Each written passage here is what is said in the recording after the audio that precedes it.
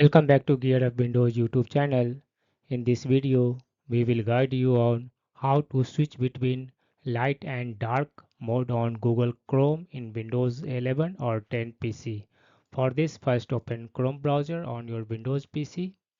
Then click on this one menu icon in the top right corner, and in the drop down menu select this one settings option. In Chrome settings, select Appearance in the left sidebar. On the right, under Appearance section, you will see this one mode.